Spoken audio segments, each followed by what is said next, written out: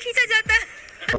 सोम्या पोखरेल को लेकर काफ़ी लोगों का कमेंट ये रहा और काफ़ी लोगों का कहना ये भी है कि सोम्या पोखरेल भोजपुरी इंडस्ट्री में अपना कदम जल्द से जल्द रखे। लेकिन दरअसल देखा जाए तो भोजपुरी इंडस्ट्री में पहले से भी सिलसिला जारी है। आप सभी को पता होगा कि सोम्या पोखरेल के आने की खबर भोजपुरी इंडस्ट्री में सबको मिल गया, क्योंकि खेसारी लाल यादव ने भोजपुरी इंडस्ट्री के बारे में कह दिए हैं और सोम्या पोखरेल को कह दिए हैं कि हम इन्हें भोजपुरी इंडस्ट्री में काम करने के लिए मौका देंगे। जब से खेसारी लाल का ये बात सुन के पूरे भोजपुरी इंडस्ट्री में हंगामा मच गया कि हाँ, सोम्या पोखरेल आने वाला है, यानी खेसारी लाल के टैटू वाली नया हीरोइन भोजपुरी इंडस्ट्री में आने वाला है। लेकिन दरअसल देखा जाए तो सोम्या पोखरेल को लेकर भोजपुरी इंडस्ट्री में बहुत लोगों का अजब टाइप का बात होता है। उनका कहना अंदर से कुछ और रहता है, लेकिन जुबान से कुछ और रहता है। अंदर से ये बात रहता है कि भोजपुरी इंडस्ट्री में नहीं आना चाहिए, क्योंकि दरअसल देखा जाए तो सोम्या पोखरेल और खेसारी लाल, काजल राघवानी इस तरह का बात लेकर काफ़ी ज़्यादा अचंभित फील कर रहे हैं। काजल राघवानी नहीं चाहता है कि सोम्या पोखरेल भोजपुरी इंडस्ट्री में आए। सोम्या पोखरेल वही लड़की है जिसे खेसारी लाल ने अपने मुंह से कहा कि हम इन्हें भोजपुरी इंडस्ट्री में काम करने के लिए मौका देंगे। क्योंकि दोस्तों आप सभी को अभी पता होगा कि खेसारी लाल और काजल राघवानी के बीच काफ़ी ज़्यादा अभी विवाद चल रहा है और काजल राघवानी